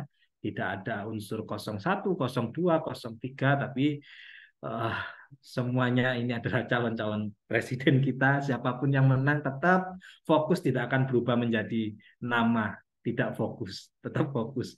Jadi meskipun presidennya ganti, siapapun fokus tetaplah fokus, tidak akan berubah nama. Jadi kalaupun punya pilihan itu adalah ya kita sebagai warga negara berhak dan momentum ini Pak, saya sharing sedikit. Kita ini eh, jangan terlalu larut dengan kondisi politik praktis ya. Tetapi bagaimana kita melihat politik itu adalah sebuah momentum. Momentum kita untuk meningkatkan ya kemampuan entrepreneur kita. Jadi saya melihatnya masing-masing paslon ini memiliki sumber daya finansial yang cukup, sumber daya sosial yang sangat luar biasa. Maka dari ketiga ini saya melihat ini adalah sebuah momentum dan saya melihatnya ini adalah market yang besar, bukan berarti memanfaatkan mereka, tetapi ya jelas ini adalah momentum. Jadi kita jangan berpolitik praktis terlalu jauh, tapi kita jadilah orang yang bisa memenuhi kebutuhan mereka. Jadi ke belanja spanduk, belanja rokok, belanja kopi itu pasti besar sekali itu. Itu kalau misalnya kopi saja, itu kasih lah bikin kopi gemoy misalnya. Nah, itu sudah luar biasa itu. Dan itu uh, sudah kita bikin kopi gemoy, Pak. Jadi kopi gemoy itu nanti saya tunjukkan ke Pak Ari. Kita bikin kopi gemoy. Kemudian kita bikin apa namanya? Ya, kopi apa SGIE, nah, itu kita bikin kopi ya kayak gitu-gitu. Jadi apa yang muncul di dalam fenomena politik kita itu bagi saya ini adalah momentum kita untuk membuat sebuah market baru untuk kita bisa meningkatkan produktivitas di perusahaan kita. Saya kira itu Pak dari saya. Nanti kita bisa sharing-sharing lebih lanjut lagi. Saya kembalikan ke Mas Bobi.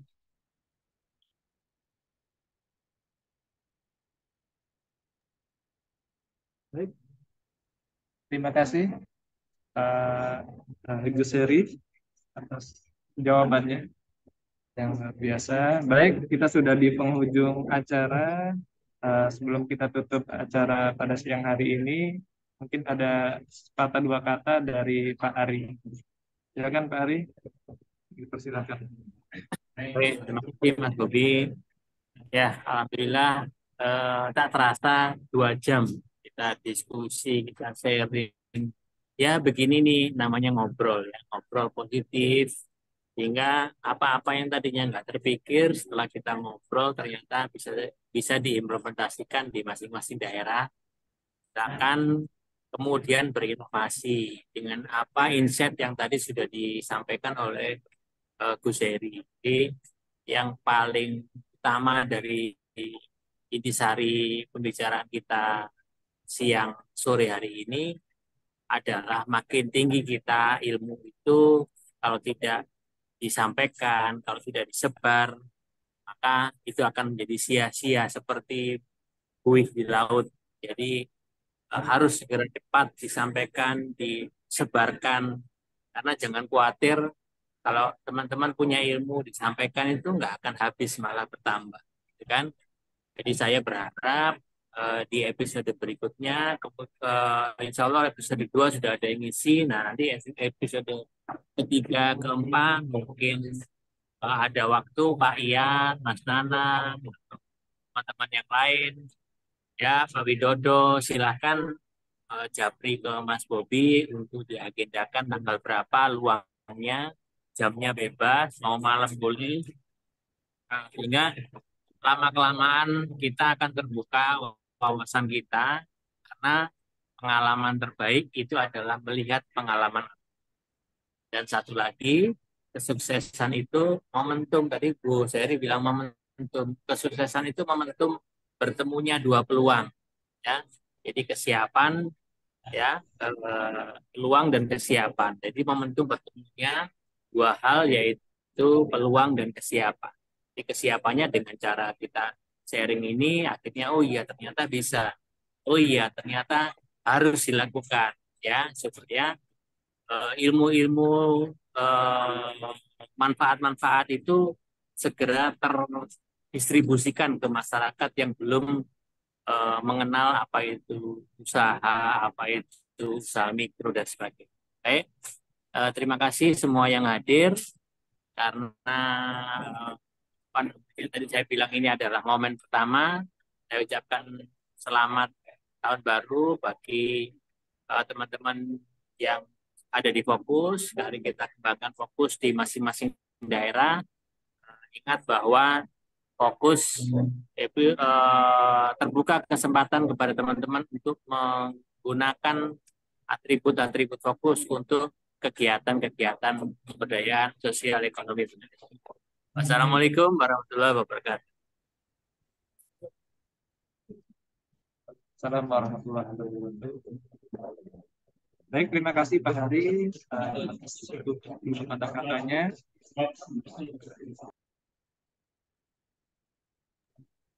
Oke, baik.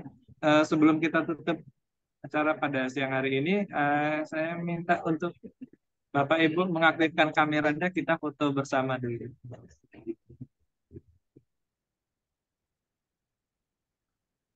Mungkin Bu Iren, Babe, Pak Widodo, Bu Dina, satu, ya. 1, 2.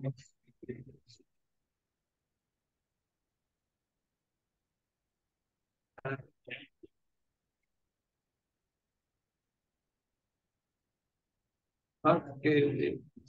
Ya.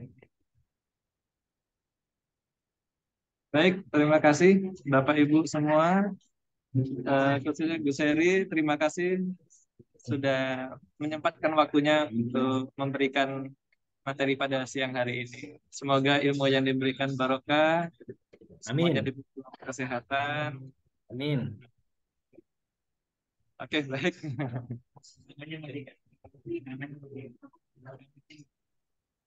Terima kasih Gus. Nanang, ditunggu di kantor Fokus.